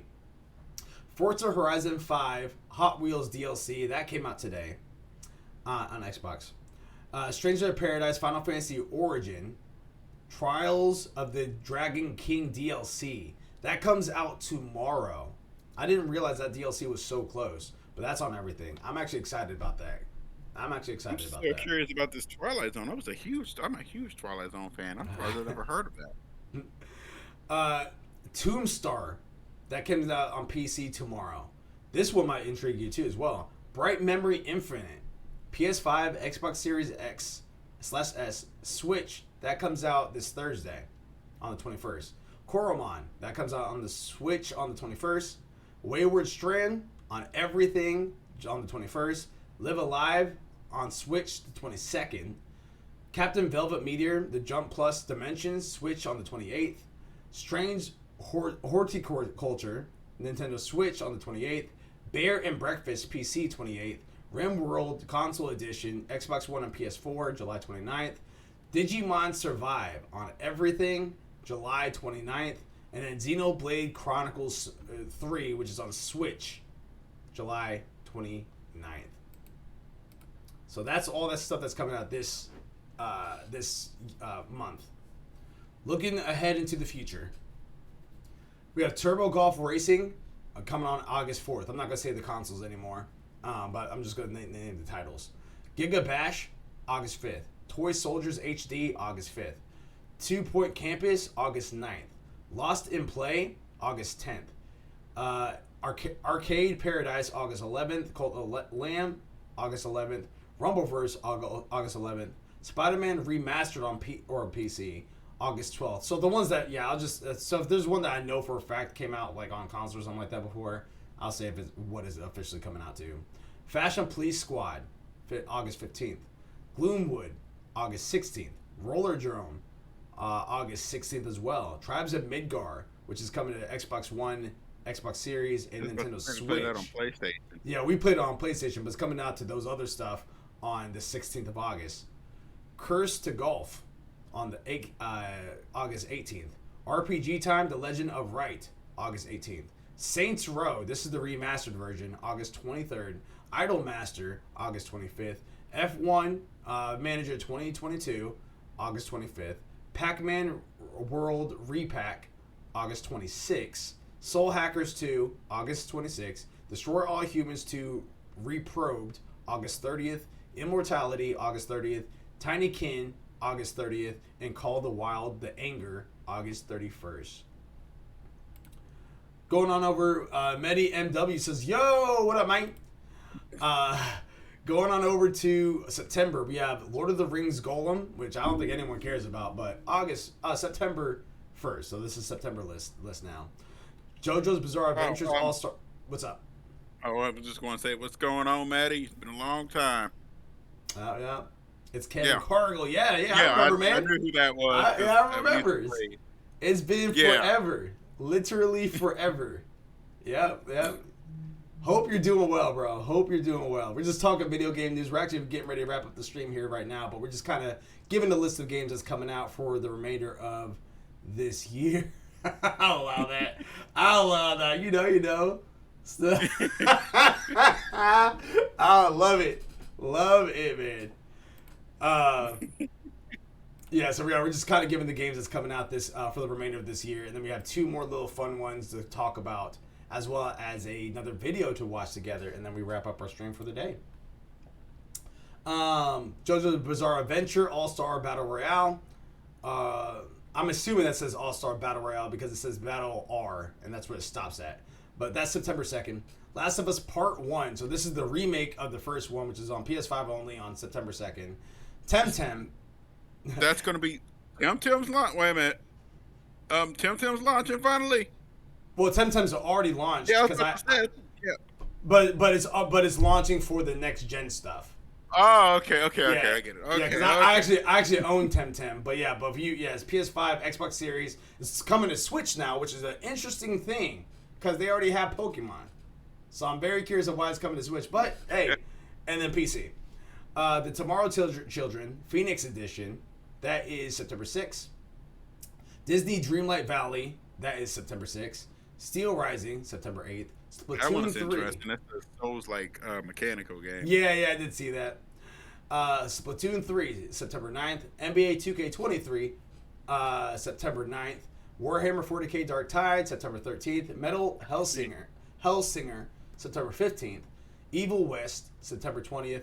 The Dio Field Chronicle, September 22nd. Serial Cleaners, September 22nd. No Place for Bravery, September 22nd. Session Skate Sim, September 22nd. Tunic, September 27th. Pathfinder Wrath of Righteous, September 29th. And Valkyrie Elysium, September 29th. A couple more months to go, guys. A couple more months. October, we have Overwatch 2, October 4th. Ooh, that's a big one. That's a big one, yeah. Nier Automata, October 6th. Marvel's Midnight Suns, October 7th. No Man's Sky, October 7th. No More Heroes 3, October 11th. Against the Storm, October 18th. A Plague Tale Requiem, October 18th. Mario plus Rabbids Sparks of Hope, October 20th. Persona 5 Royal to Switch, October 21st. Scorn, October 21st. Persona 5 Royal, but this is coming out to Xbox Series, Xbox One, and PC. That is on October 21st. Gotham Knights, October 25th. Signalis, October 27th. Star Ocean, The Divine Force, October 27th. Call of Duty Modern Warfare 2, October 28th. Bayonetta 3, October 28th. That's October. And then we start looking a little bit bare with November, which we have Harvestella, November 4th. God of War Ragnarok, November 9th. Valkyrie Elysium to PC, November 11th. Company of Heroes 3, no date. I don't know why it's there in November, but it just says no date. And then Pokemon Scarlet and Violet, November 18th. And then December, we only have 2 titles in December, which is the Callisto Protocol, December 2nd, and Dragon Quest Treasures, which is December 9th. We have quite a few... You're not going to pick up that Callisto Protocol, right? You said what? You're not going to pick it up Callisto, right? Oh, yeah, I know you are. That's day one right there. That is day one. A couple things that I'm surprised that they kind of don't have on here. But I mean, there's no official date, so I get it. But oh no, they do have it on here. Well, no, they don't have it on here. So what they're missing, I mean, I'm just kind of glancing through this. They have Final Fantasy VII Ever Crisis, which is supposed to be coming out this year. That's TBD, so that's perfectly fine. But they don't have Reunion, Crisis Core Reunion. I'm seeing on here. Yeah, which is kind of interesting. So I wonder if they're like, nope, it's definitely not coming out this year, even though it's being said that's supposed to be launching this winter, or if they're just literally considering this winter to be December through March, which some companies do look at when they talk about fiscal years. It's just, with some of those, it's hard to say, probably, because, to be honest, winter is pretty long, normally. That could be anywhere between, October, November, December, January, February, of next Well, year, maybe even March. To a point, because October is still technically fall. Yeah, I'll give you that one. It is fall. Yeah, so I think most companies, they look at, like, depending on their physical calendar, I think they look at either November or December as the start of winter, even though it's already like kind of cold there, and then they'll look at it all the way until like you said, March. I think the Japanese calendar actually looks at it as December through March for winter. So yeah, so I don't know. Yeah. The second story I do want to talk about, and this will be a little quick one. It's a fun one for me. It might be a little fun one for you too as well. But Final Fantasy 16 explanation, which I honestly don't think really needs an explanation, but just for clarification for anybody out there that's wondering about this. Truman 2 from Game Rant says this in the article. And this is talking about Final Fantasy 16 again. One of the most anticipated releases for Square Enix fans in 2023 is the next mainline entry in its iconic long-running JRPG franchise, Final Fantasy 16. Plenty of news about the game has been revealed in the past few months, giving fans an extensive look at the game. Final Fantasy 16 showing at the Sony State of Play highlighted a number of features, such as icon summons, the story, combat, and more. The combat style is a bit of a sticking point with fans, with veterans decrying the series shift from turn-based combat and Final Fantasy 16 having a heavy face on action-oriented gameplay. The last number of Final Fantasy game to use turn-based system was Final Fantasy X back in 2001, with all mainline games following it being action RPGs. Final Fantasy 16's producers Naoki Yoshida spoke to the divide between turn-based and action RPGs and why this game is opting out for the latter.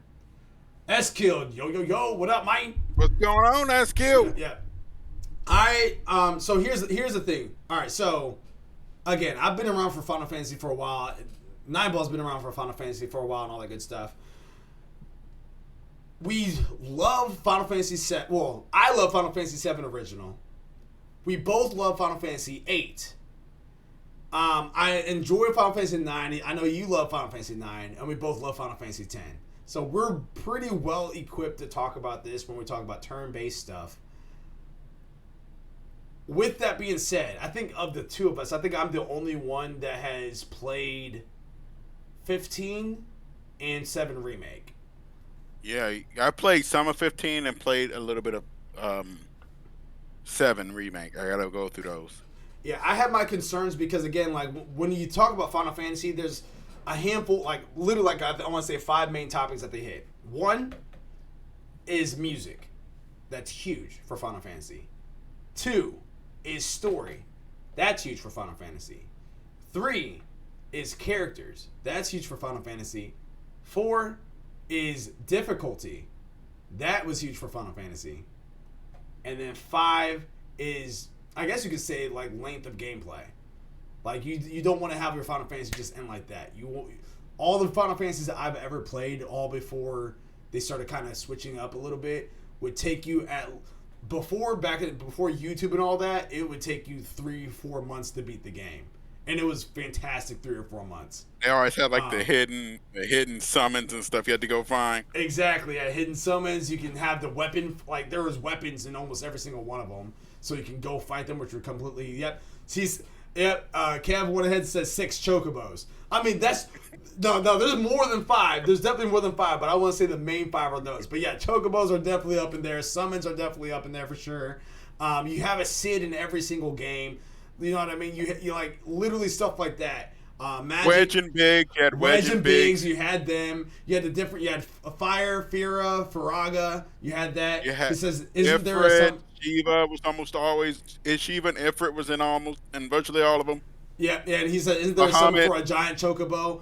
And 7 Remake, you're 1,000% correct. There's a normal chocobo that you can summon, in both actually, and then there's literally a fat chocobo that you can summon. Like there's so much that history in that. But as far as the gameplay, turn-based was one that I kind of was like I was fine with, but I am perfectly fine with them switching it up to try to get more people in, because like me, like I'm very lucky and blessed to have a friend to introduce the Final Fantasy series to me and really like harp into me, like, no, Cam, I think you will like this, because turn-based was not my jam. If it was something like that, like if it was something that's turn-based like that back in the day, I would just walk away from it. It was just not my thing. Fast forwarding to me actually playing it, like getting through the turn-based stuff, I was like, oh snap, this is actually really dope. This is actually pretty awesome. And then like that, whenever I try to pitch that to somebody back in the day, being like, yo, this game's actually pretty awesome, they would have the same thing where the turn-based is just not my stuff. And I'd be like, all right, fine, I get that, I understand that, I was like that way too. Fast forwarding now, it's almost no excuse. Now they have your faster action. They are able to tell narrative in more way. They're able to visualize their combat in a creative way too as well, because their art is beautiful. Medi says, I think with today's day and age of gaming, turn-based is starting to turn people off more and more. 1,000% agree. Pokemon is starting to struggle with it as well. I think that's why they are experimenting with Arceus. Yes, took the words right out of my mouth right there, man. Like, that was already happening when I was a teenager. You know what I mean? Like, people were just like, I can't get in turn-based games. Like, they think the characters look cool. I think the story might be awesome, but I just can't get in turn-based. That was literally me, and I transformed, but other people just weren't able to transform that way. So with them, kind of what they did with Final Fantasy 15, even, I actually enjoyed 15. What they did with 15, and even stuff what they did on stop hating on the classic turn-based strategy. It's our game history. No, I'm not hating on it. I'm just saying in general, I understand why people just couldn't get into it. Because again, if it wasn't for Final Fantasy, I wouldn't have ever gotten to Legend of Dragoon, which also is another turn-based game that was a lot of fun. I thought was really cool. Pokemon was, you don't even think about Pokemon being turn-based, but it is turn-based. It is. Yeah, it's just one of those things where it's just kind of embedded into you. I think as a kid, you were already so attached to these characters because of TV shows. You don't have that for Final Fantasy at that time period. There's no TV show for Cloud in this game. There's no TV show for Squall or anything like that. So there's no connectivity for that story besides just you going out there and trying to power through this turn-based style. So, yeah, so I say all that to say I'm all on board with them moving this forward and just being like, hey, like, let's go ahead and switch up the combat. Let's go ahead and do this. The one qualm that I have with it is the fact that right now it looks like it's going to be more of like a single player standalone. Like, you're not going to have a party. I'm not expecting it to be multiplayer by any stretch of the imagination. But normally one of the things that's in Final Fantasy, another one of the top 10, if you will, is that you have very memorable party members. And you normally have a lot of them. You have at least 7 or 8 different party members. So that's one of the things that I'm like, I guess it still technically could be in there, but it is one of those things right now where I'm just like, all right, that's probably the one change I'm not enjoying, but I'm perfectly fine with this because, again, I saw what you guys did with 7 Remake. Looks fantastic. Can't wait for Rebirth. I see what you guys are doing I saw what you did with Final Fantasy 15, even though I have my issues with that.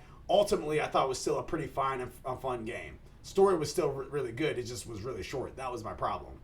But I have full faith in Final Fantasy 16. And on top of that, you have friggin' the icon. So you have this whole this giant summon battles, which has never happened before, and it looks like it's like I mean, you have summon battles that was happening in Final Fantasy 10, but that was still more turn-based. You're having summon battles where it's like set up like Tekken almost, which looks very interesting.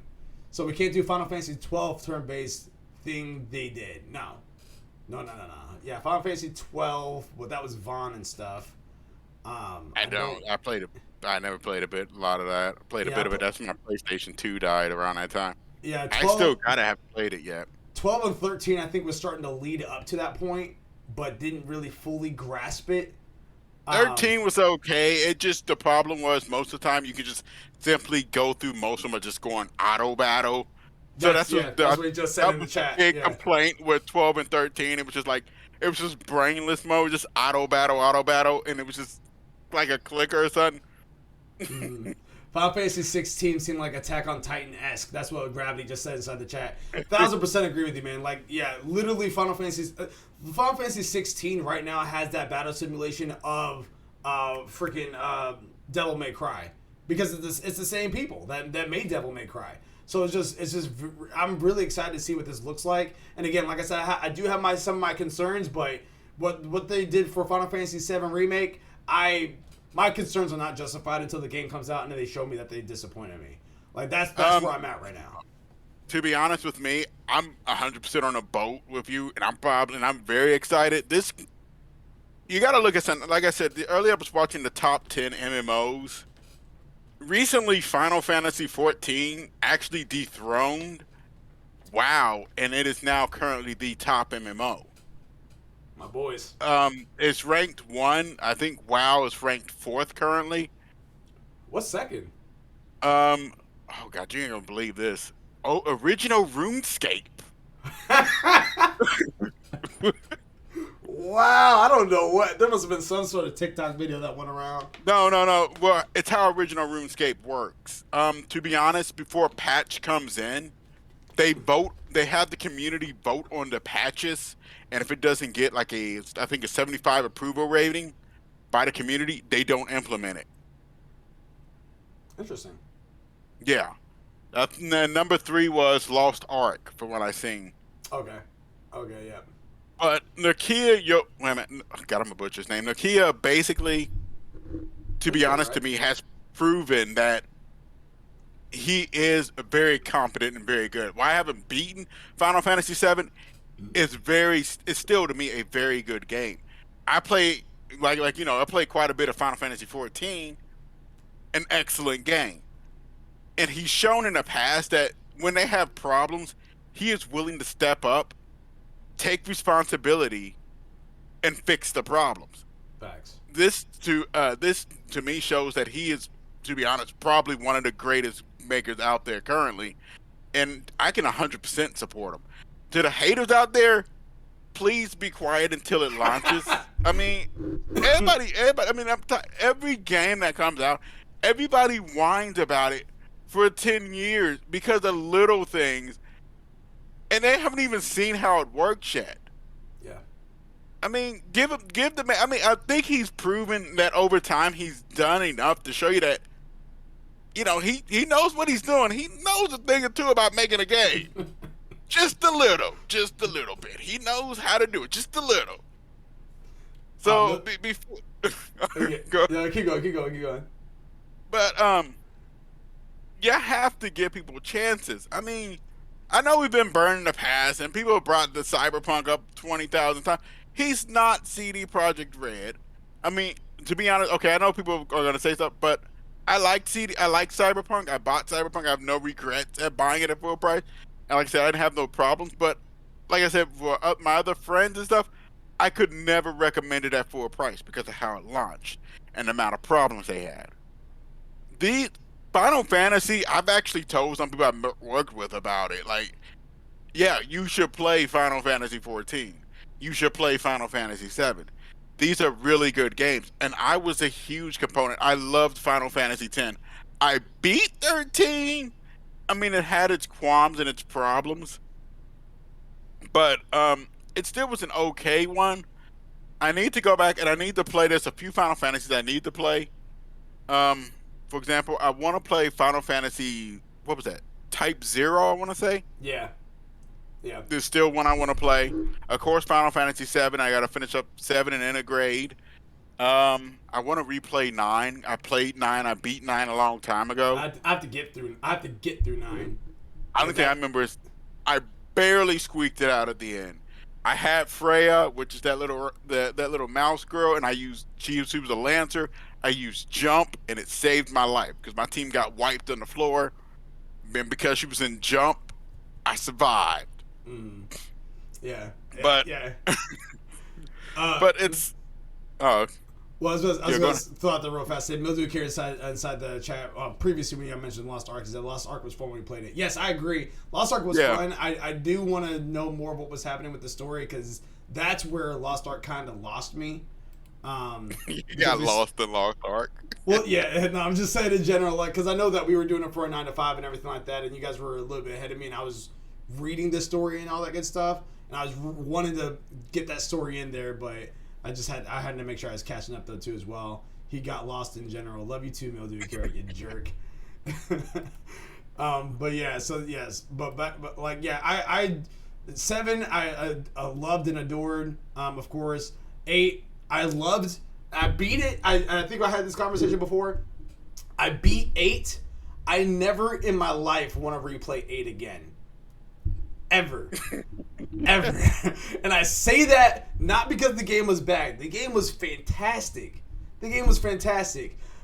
But when I got to Adel, and I had to fight Adel, and I apparently when like there's a certain like there's one main feature of what you have to do to beat Adel, and that is not powering up your GFs. That's exactly what I did. I put a lot of my power in my GFs, and the reason why that doesn't work is because of her absorbing Renoa and trying to take her life force. Your GFs will do AoE damage. You can't just damage Adel. So you're damaging Renoa too. So like your party has to survive, but you also can't kill Renoa. So you have to find. Go ahead. Oh, go ahead. There was another part too at the end there where if you fought the final boss, she could actually just wipe your GF completely out. There was that. I mean, that was something too as well. Like I did have some struggles with her too as well. Especially when you ended up having to fight the Lionheart at the end. Like, that was a little bit tough. But Adel was the one that gave me the most trouble. Because from 5 p.m. that Saturday evening until 8 a.m. that Sunday morning, I was cracking at it trying to beat Adel.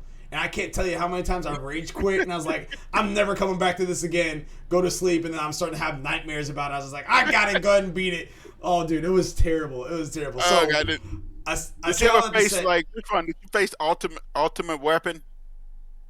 I don't touch the weapons, man. I know when I'm beat. Like I just look at him and know I'm going. Oh my god, I beat the ultimate weapon, but congrats to you, man. I can't touch those weapons. No, I basically got a cheat out of that one. He hit me with 6 light pillars. The only reason why I survived is because the Phoenix came out.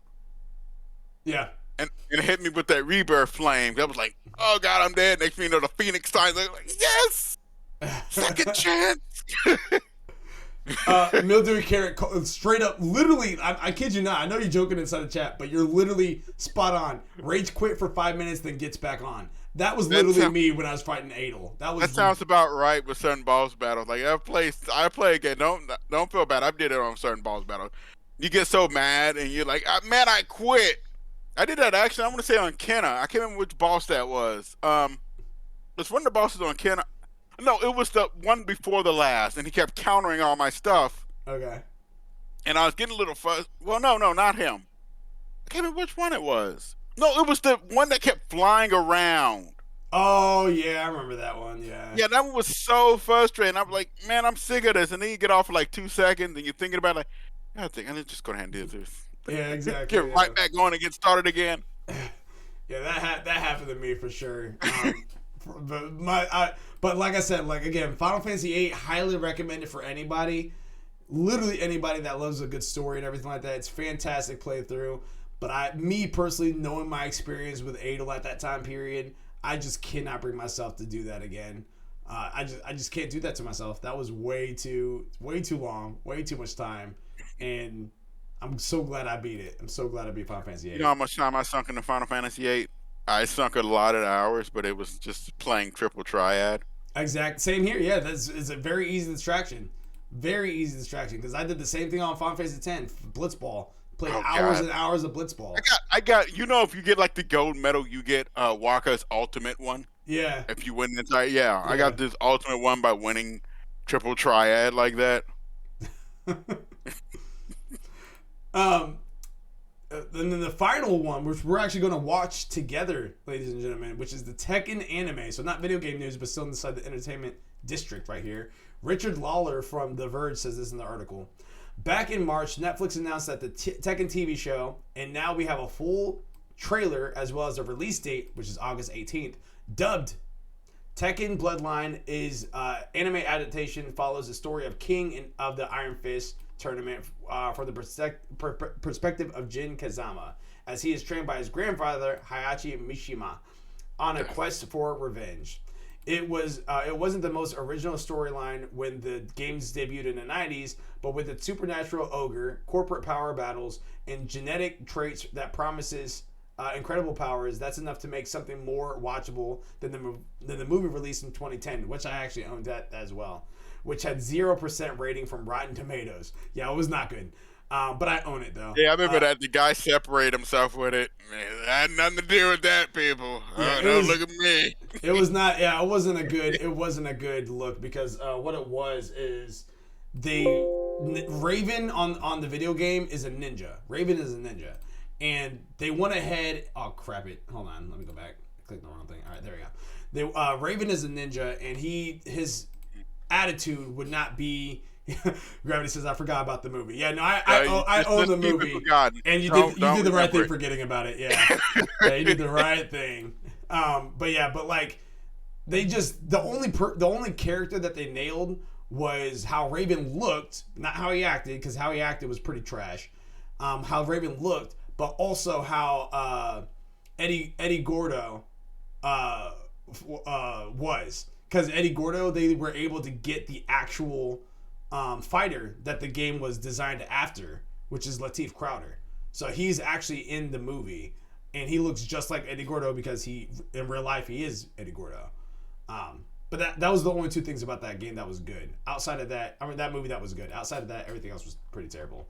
But here we go. We're gonna go watch this together as one big happy family, you know? All right. Let me know if it's too loud for you. All right. Right now, okay. What is it that haunts you? You good? Whose eyes peer at you from the dark?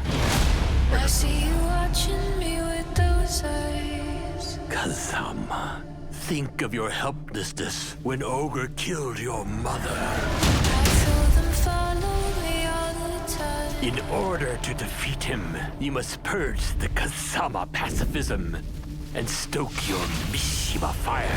You've got your secrets and I've got mine. I'm going to tear you down completely.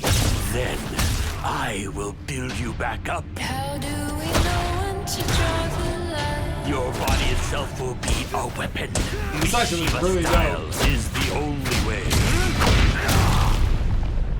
It's time. Welcome. Only the best are invited to compete in the King of Iron Fist competition. What's up? Hi. Williams is a killer. She doesn't look too dangerous. That's the spirit. You two are friends? No. I'd love to teach one of Heihachi's goons a lesson. I'll see you in the ring. Good luck tomorrow, kid. To you too. Who needs luck? I've got the skills. Do not advertise you're related to Mr. Kazuya Mishima. Kazuya was evil in its purest form. The Mishima bloodline is tainted. The last thing you want to do is get tangled up with the Mishimas.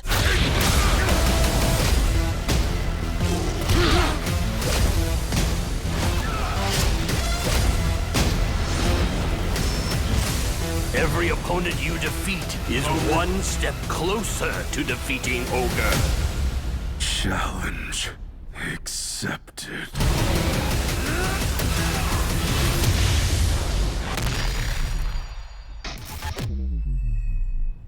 So there you have it. That's the series that's coming to Netflix literally a month from now. What are your thoughts?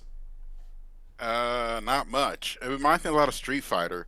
I don't know a lot about Tekken's lore. Like, we played Tekken 2 when I was younger, but I didn't dabble into the lore or anything. We just used to just play the game, and somebody always picked that what was it, the panda? Yeah, Kuma. Yeah. He used to always pick the panda. But this, for me right now, it looks kind of interesting. I do know Heihachi, though. Yeah. Because he's been in other games. Mm-hmm. In a Soul Calibur, he was in a Soul Calibur game before. Yeah, they do some crossovers and stuff. He says, you know what anime series I'm excited for in development right now? Solo leveling. Yes. So here's the thing, because I do want to.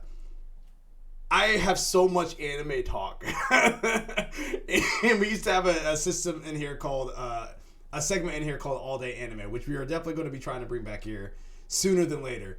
But that is definitely a discussion. Solo Leveling looks fantastic. There's so many animes that's out there right now. I highly recommend, like, again, across the board of isekais, slice of lives, of fantasy and all that stuff. Right now, I'm currently watching Overlord, which is season 4, which is coming out on Tuesday. So I watched today's episode. Classroom of the Elite comes out on Mondays. We have Engage Kiss, which now I would actually recommend to people.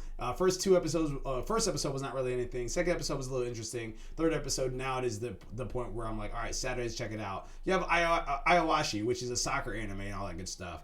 Of course, we cannot forget My Dress Up Darling, and then Self Like Wise Man's Grandchild, as well as That Time I Got Reincarnated as Slime. So we got anime over here at Meddi, and when Solo Leveling comes out, we'll have lots to discuss for sure, my guy.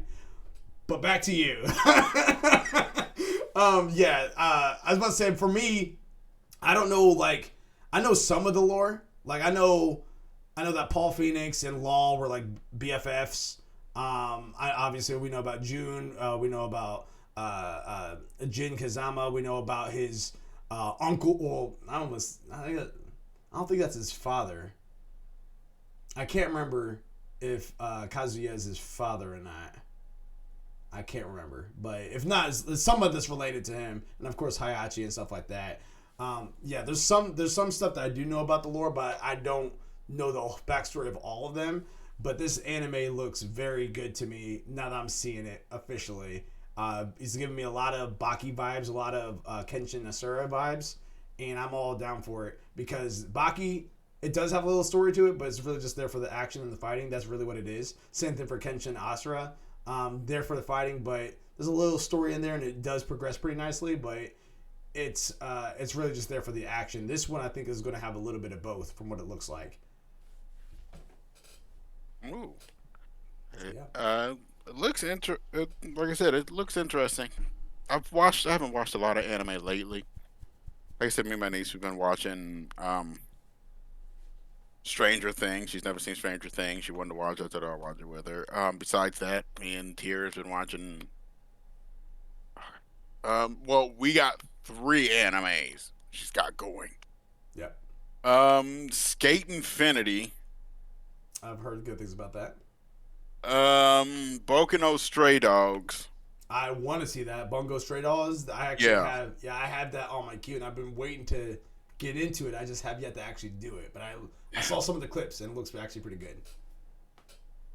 Yeah, we watched like the first episode because we're kind of just breezing to see which one. Because I know she's been watching a ton of anime, and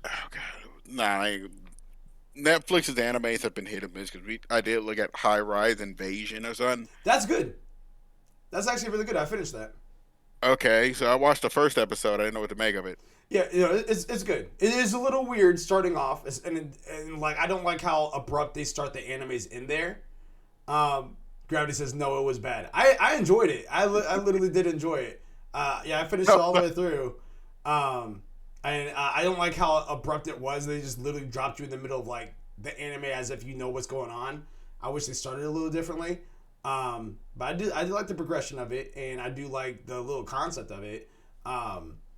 There's an anime that's on Netflix right now that I thought was going to be really good, but I watched one episode and right now I'm not into it. And it's literally called Bastard. And yeah, I've seen that. It's supposed to be like a heavy metal inspired anime. Is it? I didn't know that. I just saw it because it looked like it was like a magical like medieval style fantasy anime. I watched the first episode and I was like, this is not that good. I'm going to watch it all the way through since I started it, but I'm not thrilled about watching it right now. Yeah, I'd seen it. I kind of just looked at it and I was like, I don't know. I'm looking at Spriggan actually. Yeah, that's also on my list too. That one. I got to do that one, and I got to finish up Vampire in the Garden. Okay. Yeah, Spriggan is on my list too as well. I haven't started that one, but yeah. I've watched the 2001 movie that came out a long time ago. I got it back there. It's just I'm surprised they even brought that back. When I first seen the title, I was like, "Wow!" Somebody went to the back in the library and just digged up dust. I would honestly still recommend, like, since you brought up High Rise Invasion, I would recommend to give it a full playthrough and let it make me own. I'll give it because I don't think it's that many episodes, right? No, I think it's like 12. Okay. Yeah, my buddy that plays soccer with me had recommended it to me, who doesn't watch a whole lot of anime. I'm the one that's recommending anime to him. And like he recommended it to me. He's like, yeah, let me know what you think. And I first started watching. I was like, I don't know about this. I don't know how this is gonna go. And then I went ahead and finished it out all the way through. And I was like, oh, it's decent. It's not. I can't say it's great because it's not. It's literally decent. But he loved it. He absolutely loved it. So it was just one of those things where it's like, all right. And I can also go ahead. I have an anime like that. It was a friend of mine. He was huge into Castlevania. Yeah. When that anime, I thought it was, it's okay for me personally. I didn't think it was like the best anime ever. Yeah. Yeah, so, and that's actually another one that I still have to get through because I saw the first 3 episodes as they were dropping on Netflix, but I haven't watched the rest when they released them, so I still gotta get through that. But, ladies and gentlemen, that is our ALWT Things Gaming episode 27 for season 2. This Thursday, we are going to continue on our SIN segment, Strength in Numbers, as we go through more Monster Hunter World and through the campaign on that until we get to Iceborne. This Friday is a potential stream, not a guaranteed stream, but a potential stream. And if we do end up streaming, we'll be doing As Dusk Falls, which is going to be a party style play on around 7 p.m. Eastern Standard Time. So stay tuned for that. Or not, because again, we may not stream it. We're just kind of testing the waters with that one since it's available on Keep your ear to the ground. Keep your ear to the ground for now. Exactly, yes. And then one more reminder again, our stream for the 9 to 5 from this past Saturday is going to be up here in the next 2 days or so. So you'll see me and Mildew and Carrot scream our heads off as we're going through 7 Days to Die. And then followed by next Tuesday is going to be our, again, at 6 p.m. Eastern Standard Time. More video game news topics, all that good stuff. We're going to talk about more anime, more video games, all that good stuff. I am Malachi36. This is It's the 9 Ball signing off today. Until next time, everybody. Control, Alt, Complete. Peace, love, and hair grease. Love you guys.